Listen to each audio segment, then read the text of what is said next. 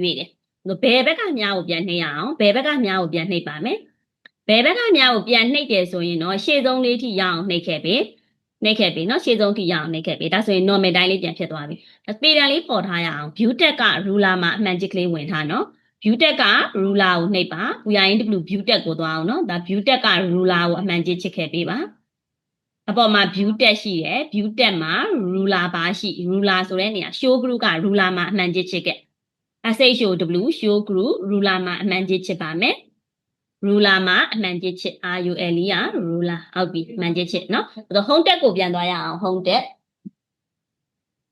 ပြန်သွားပြီးသွားရင်စောလေးကနေရာလေးကိုပြန်သွားမယ်ဘယ်ဘက်ကညာဘက်ကညာလေးကိုနည်းနည်းပြန်နှိပ်ကြည့်ပါအောင်ပေတံလေးကိုတစ်ချက်ကြည့်ကြည့်နော်ညာဘက်ကညာကိုပြန်နှိပ်ကြည့်ပေတံလေးပေါ်မှာအဲ့မှာကိုနှိပ်တဲ့နေရာလေးမှာပေတံရဲ့တက် clear ရွေ့နေတယ်ပြန်နှိပ်ကြည့်မယ်နောက်တစ်ခါနှိပ်ကြည့်ဟုတ်ပြီအဲ့လိုမျိုးလေးရွေ့နေရနော်ဒါဆိုချစ်ရညာလေးကိုပြန်နှိပ်နည်းနည်းလေးစင်းကြီးရွှေ့ကျင်တယ်ဆိုရင်တော့အဲ့နေရာလေးကနေဖြည်းဖြည်းချင်းစီရွေ့လို့ရတယ်နော်ညာဘက်ကို indent တိုးတဲ့ပုံစံမျိုးလေးဟုတ်ပြီသူ့နောက်က A ရတော့သုံးကြမလို့ရတယ်ဟုတ်ပြီအဲ့တစ်ချက်နှိပ်ကြည့်သုံးကြမလို့နော်အဲ့ဒါကြီးအရန်အေးမကြည့်ပါဘူးတစ်ချက်နှိပ်ကြည့်ဘေးကများလေးကိုတစ်ချက်နှိပ်ကြည့်အဲ့မှာသူက horizontal vertical အဲ့လိုပုံစံမျိုးကြီး vertical ကိုနှိပ်ကြည့်ပထမပုံကိုပဲနှိပ်ကြည့်ပထမစာလေးကိုရွေးကြည့်လိုက်ပထမစာလေးကိုရွေးပြီးတော့ okay လေးပေးကြည့် okay ပေးကြည့်မယ်okay ပေးကြည့်ရဆိုရင်လောလောဆယ်ဒီမှာတိတ်တောင်မတိတောင်မပြောင်းပေးဘူးပေါ့နော် vertical တိတ်ပြောင်းလို့မရအောင်အဲ့ဒါကြီးသုံးစရာမလိုရရနော်သူ့နောက်က A နဲ့ Z set ပုံလေးကခဏကြောခဲ့မယ်ပြီးရင်အဲ့နောက်ကပိုင်သင်္ကေတပုံလေးပေါ်ကိုတစ်ချက်နှိပ်သူ့နာမည်ဒီ show and hide တဲ့စလုံး site ကိုနည်းနည်းလေးကြီးလိုက်ပါအောင်စလုံး site ကို16လောက်ကြီးပေးပါစလုံး site ကို16လောက်ကြီးပေးပါ16လောက်ကြီးမယ်နော်စလုံး site ကိုစလုံး site ကို16လောက်ကြီးပြီးသွားပြီဆိုရင်အဲ့မှာကြည့်ကြည့်အောင်ညီမတို့က on ရေးပြီးရင် full stop ပေါ်တယ်တရရှိသက်ရေးပြီးရင် full stop ပေါ်တယ်တကယ်တော့အဲ့ full stop ဆိုတဲ့နေရာတွေက space ချခဲ့လို့ပေါ်လာဒီဘက်က space လေးကိုနှိပ်ခဲ့တဲ့နေရာဆိုရင် full stop ပေါ်တယ် enter ဆင်းခဲ့တဲ့နေရာဆိုရင်အခုလိုပုံစံလေးပိုင်သင်္ကေတနဲ့တူတဲ့ပုံလေးပေါ်တယ်ဒါဆိုရင် look ရဲ့နောက်မှာကလေးတစ်ချက်နှိပ် enter ဆင်းပါ look ရဲ့နောက်မှာကလေးတစ်ချက်နှိပ် enter တစ်ချက်ဆင်းပါမယ်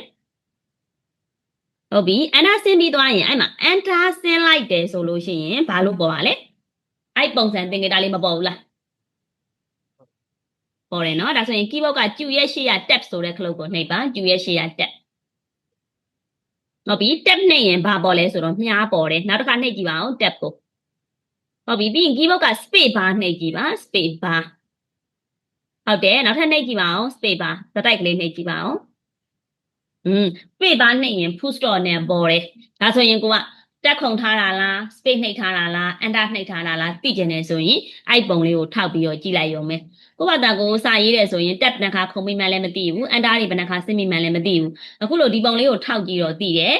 ကိုကများနေရဲ့ enter ဆင်းတာများနေရဲ့ဆိုလဲဖြတ်မယ် space ချတာများနေရဲ့ဆိုလဲဖြတ်မယ်ပေါ့နော်ဒါဆိုရင်ကျွန်တော်တို့ဒါကိုဖြတ်ခဲ့မယ်နော် back space နဲ့ဖြတ်ခဲ့ပါဒီပုံဒီဥစ္စာလေးတွေကိုအခုကိုလောက်ထားတဲ့ဟာလေးတွေကို back space လေးနဲ့ document ကဖြတ်စရာမလိုဘူး control ကိုပြီး z ကိုပြန်နှိပ်ပေး control z ဟုတ်ပြီပြီးရင်ဒီဘက်ကအောက်ကပိုင်သင်္ကေတလေးကိုတစ်ချက်ဖြတ်ပေးနော်အောက်ကဟုတ်ပြီဖြတ်လိုက် back space နဲ့ရပြီနောက်ကအောက်စာကတော့ဖြတ်လို့မရဘူးသူကစာကြောင်းဆုံးသွားလို့မလို့သူစာကြောင်းဆုံးသွားတာဖြစ်တဲ့အတွက်ဖြတ်လို့မရပါဘူးအဲ့ဒါတွေမပေါ်ကျင်တော့ဘူးဆိုရင်တော့ဒီလိုမျိုးပေါ်နေတာမမြင်ကျင်ဘူးဆိုရင်အပေါ်ကပုံမှာအဝါရောင် selection လေးဝင်နေတယ်သူ့နာမည်ဒီ show and hide တစ်ချက်ပြန်နှိပ်လိုက်ပါအဲ့ဆိုရင်ရှိသေးလားနှိပ်ထားရင်ပေါ်တယ်နှိပ်မထားရင်မပေါ်တော့ဘူးဒါဆိုဒီထိရမလားဟုတ်ကဲ့ရမယ်နော်ဒါဆိုရင်အခုတခါတည်းဒါလေးကို select ပြန်မှတ်လိုက်အခုကိုရေးထားတဲ့စာပိုက်အကုန်လုံးကို select ပြန်မှတ်ပါမယ်ကိုရေးထားတဲ့စာပိုက်အကုန်လုံးကို select ပြန်မှတ်ပြီးရင်အဲ့ထဲကရှေ့ရ3ပုံကိုနောက်ပြီးကြရင်တင်မယ်ပြီး A နဲ့ Z ပုံကနောက်ပြီးကြရင်တင်မယ်အခုတခါတည်းညာဘက်က group ကိုတခါတည်းသွားလိုက်မယ် style group မှာ normal နောက်က hidi တွေ no space တွေတိုက်တဲ့တွေသူ့ပေါ်လေးကိုတစ်ချက်နှိပ်ရုံလေးပဲနှိပ်ကြည့်ထိရုံလေးပဲထိကြည့်လောလောဆယ်ထိရုံလေးပဲထိကြည့်ရဆိုရင်အဲ့ design အဲ့ style လေးပြောင်းသွားတယ်ညာဘက်ကပုံလေးကိုထိမယ်နော် normal ပုံကိုထိရင်တော့ normal တိုင်းပဲပေါ်မှာမပြောင်းဘူးအဲ့ design ပုံစံလေးတွေပြောင်းသွားတယ်ထိရုံလေးပဲထိညာဘက်ကပုံလေးကိုထိသွားညာဘက်ကပုံတွေတောက်လျှောက်ထိသွားအဲ့လို design ပုံစံလေးတွေခေါင်းစဉ်ပုံစံလေးတွေနဲ့ပြောင်းထားခြင်းနဲ့ဆိုရင်ဒီနေရာမှာနှိပ်လို့ရတယ်ဒါပေမဲ့လောလောဆယ်ဒီမှာမသုံးပါနဲ့ဘာလို့လဲဆိုတော့ဒါက design ပြောင်းတယ်လို့ပဲမှတ်ထားပေး ဒါတွေကဘယ်နေရာမှာသုံးလဲဆိုရင်ကျွန်တော်တို့စာအုပ်မတိကလုပ်တဲ့နေရာတွေမှာတော့ဒီခေါင်းစဉ်တိုက်တဲ့လေးတွေထားပြီးသုံးတာမျိုးတော့ရှိတယ်။ဒါပေမဲ့လောလောဆယ်မှတ်ထားရမှာကအဲ့ပုံစံလေးတွေကိုနှိပ်ရင်ကိုရေးထားတဲ့စာဒီဇိုင်းကအဲ့ဒီဇိုင်းလေးဝင်သွားတယ်လို့သိထားရင်ရပြီ။ normal လေးပဲပြန်နှိပ်ခဲ့ပါ normal ပဲပြန်နှိပ်ခဲ့။ဟုတ်ပြီဒါဆိုရင်နောက်ဆုံးစာကြောင်းရဲ့နောက်မှာကလေးတစ်ချက်နှိပ်ဒါကဘာမှထူးခြားဘူးနော်သူ့ပေါ်လေးကိုနှိပ်လိုက်တာနဲ့ပြောင်းသွားရုံပဲ။ enter တစ်ချက်ဆင်းမှာနှစ်ချက်လောက်ဆင်းခဲ့ပါ enter ကိုenter နှစ်ချက်လောက်ဆင်းပြီးသွားရင်ရေးကြည့်ရအောင်1 2 3 4 5 enter ဆင်းပြီးရေးမယ်1 enter 2 enter 3 enter 4 enter 5ပြီးရင်1ကနေ5အထိဆက်လက်မှတ်လိုက်1ကနေ5အထိဆက်လက်မှတ်မယ်နော်ဟုတ်ပြီအောက်ပြီးဆွဲပါမယ်တကယ်လို့ကိုကဆွဲလို့အဆင်မပြေရင်စောစောလေးကပြောထားတဲ့နီးနဲ့သွားမယ်ဟုတ်ပြီဒီတစ်ခါကျရင် A ရဲ့ Z ရဲ့ပုံလေးပေါ်ကိုထိအောင်လေးပဲထိကြည့်မယ် paragraph group မှာမတင်ခဲ့တဲ့ဟာလေးရှိရဲ့ A နဲ့ Z နဲ့ပုံလေးပေါ်ကိုသွားပါ paragraph group ရဲ့အပေါ်တန်းမှာ A နဲ့ Z နဲ့ပုံလေးပေါ်ကိုထိအောင်လေးပဲထိသူ့နာမည်ဒီ soft စီရဲဆိုတာငယ်စဉ်ကြီးလိုက်ကြီးစဉ်ငယ်လိုက်စီတာကိုပြောတာတစ်ချက်နှိပ်လိုက်ပါတစ်ချက်နှိပ်ပြီးသွားရင်ခုလိုဘောက်ပေါ်လာတယ်ဘောက်ပေါ်လာရင်အပေါ်မှာ ascending လို့ပေါ်တယ် ascending ဆိုတာငယ်စဉ်ကြီးလိုက်1 2 3 4 5ကငယ်စဉ်ကြီးလိုက်စီပြီးသားဖြစ်တာဖြစ်တဲ့အတွက်ပြောင်းလို့တော့မရဘူး descending ကိုနှိပ်ပါdescending ကိုနှိပ်ပြီးသွားရင်ကြီးစဉ်ငယ်လိုက်ကိုပြောတာ okay လေးပေးကြည့်ပါ okay လေးပေးလိုက်တယ်ဆိုရင်အဲ့မှာကြည့်လိုက်ပါ1 2 3 4 5ကနေပြီးတော့5 4 3 2 1ပြောင်းသွားပြီမလို့ကျင်တော့ဆိုပြန်သွားမယ် A ရဲ့ Z ရဲ့ပုံလေးပေါ်ကိုတစ်ချက်ပြန်နှိပ်ပြီးရင် ascending ဆိုတဲ့စာလေးကိုပြန်နှိပ်လိုက်ပါအပေါ်က ascending ပြီးရင် okay လေးပေးလိုက်ပါဒါဆိုရင်အဲ့မှာကြည့်1 2 3 4 5ပြန်ပြီးတော့ဖြစ်သွားပြီဒါဆိုရင် paragraph group မှာမတင်ရသေးတာရှေ့ကသုံးဖို့ပဲကြံတော့တယ် style group ကလည်းပြီးသွားပြီဒီထိမရတာရှိလားရမယ်နော်ရတယ်ဆိုရင်ဒါလေးကို minus ကလေးတစ်ချက်ထွက်ခဲ့မယ် minus ပုံလေးပေါ်တစ်ချက်နှိပ်မယ်အောက်ကလည်း minus ပုံလေးပေါ်ပဲနှိပ်လိုက်တော့ဟုတ်ပြီနှိပ်ပြီးသွားပြီဆိုရင်အဲ့မှာ basic plan iOffice ဆိုတဲ့စာလေးပေါ်ကိုနှစ်ခါကြိုက်နှိပ်ပါ PDF file လေးပေါ်ဟုတ်ပြီအဲ့မှာအောက်ကလေးကိုတစ်ချက်လှည့်ပါမယ်မောက်ကဘိန်းကိုအောက်ကိုလှည့်ကြည့်အောင်အောက်ကိုလှည့်ကြည့်ပါဦး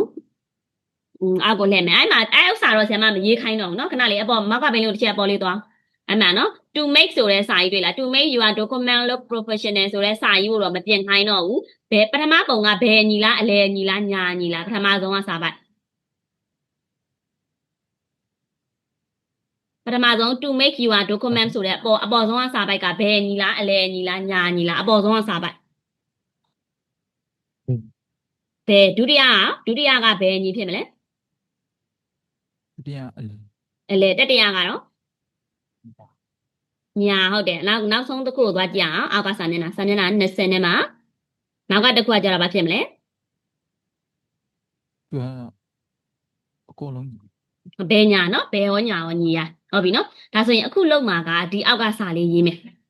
ဥစ္စာမှာညင်းချောင်းအနီလေးနဲ့တွေ့လားအောက်မှာto make your document ဆိုတဲ့စာ full story ရေးကြမလို့ဘူးနော်သူကစောစောလေးက show and hide ဆိုတဲ့ပုံလေးပေါ်ကိုနှိပ်ထားလို့မလို့ show and hide ဆိုတဲ့ပုံလေးပေါ်ကိုနှိပ်ထားလို့ဒီလိုမျိုးပေါ်တယ်ဆိုတာပြောချင်တာဒါဆိုရင် to make your document ဆိုရေးမယ် HAD က header ရေးပြီးသွားရင် enter ဆင်းမယ်ပြီးရင်ဆရာမကိုအခုလိုမျိုး all ပေါ်တာဘောင်လေးခတ်ပြီးနောက်ခံအယောင်လေးဖြည့်ပြီးဒါဆိုဒါလေးကိုဓာတ်ပုံရိုက်ပါဒီပုံလေးကိုတစ်ခါမောက်ကဘိန်းလေးကိုအောက်ကိုလှည့်လိုက်ပါအောင်အောက်ကဟာပါတစ်ခါလေးရိုက်ကြည့်အောင်1 2 3 4 5ပါတစ်ခါလေးရေးရโอเค1 2 3ရအောက်ကပါ fit ပဲ FIG fit ကနောက်ဆုံးထင်တယ်ဟုတ်တယ်ဟုတ်ပြီဒါဆိုရင်အပေါ်ကဒီအနီအောင်မြင်းချောင်းလေးတွေလည်းဓာတ်ပုံရိုက်မယ်ပြီးရင် for number ဆိုတဲ့စာလည်းဓာတ်ပုံရိုက်မယ်ပြီးရင် for text အောက်ကဟာတွေမှာအကုန်လုံးဓာတ်ပုံတစ်ခါလေးပေါ်အောင်ရိုက်လိုက်ပေါ်ရိုက်ပြီးတော့ရင်အခုကျမတို့စာပိုက်တစ်ပိုက်အပေါ်ကအတိုင်းရေးမယ် enter ဆင်းမယ်နော်ဒီမှာတော့ enter ဆင်းပြီးရေးမယ်အဲ့တိုင်းပေါ်အောင်ရေးမယ်ပြီးရင်ကြီးစင်ငယ်လိုက်ငယ်စင်ကြီးလိုက်ကလေးစီကြည့်အောင်ဒီဟာလေးဓာတ်ပုံရိုက်ပြီးတော့ရင် minimize လေးလုပ်ပါမယ်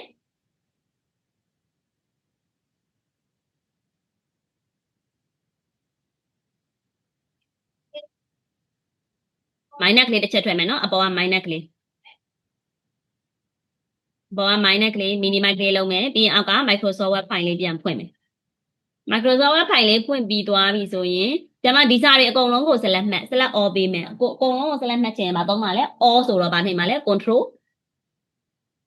ဖိမဆွဲတော့ keyboard က shortcut သုံးကြအောင်အကုန်လုံး all all ဆိုတော့ control နဲ့ဗာနဲ့နှိပ်မယ်လဲ control A နှိပ်ကြအောင်ပြီးရင် keyboard က delete နဲ့ဖြတ် နောက်ပြီးရင်အခုပထမစာပိုက်ကလေးစရေးပါမယ်စလုံးစိုက်ကိုနည်းနည်းလေးကြည့်ပြီးတော့ရေးစလုံးစိုက်ကိုအပေါ်က18လောက်ထားပြီးတော့ရေးစလုံးစိုက်ကိုအရင်18လို့ပြင်လိုက်နော်ကဲရေးကြည့်အောင်ဒါဆိုရင်အန်တာလေးဆင်းပြီးရေး push store တွေပါတယ်အခုအလဲကောင် push store တွေနှိပ်စရာမလိုဘူးเนาะပြီးမှပိုင်သင်္ကေတလေးပေါ်မှာသွားပြီးတော့နှိပ်မယ်နောက်ခံအယောင်ထည့်တယ်ပြီးရင် all border ပေါင်းခတ်တယ်လုပ်ကြည့်အောင်ဒါလေး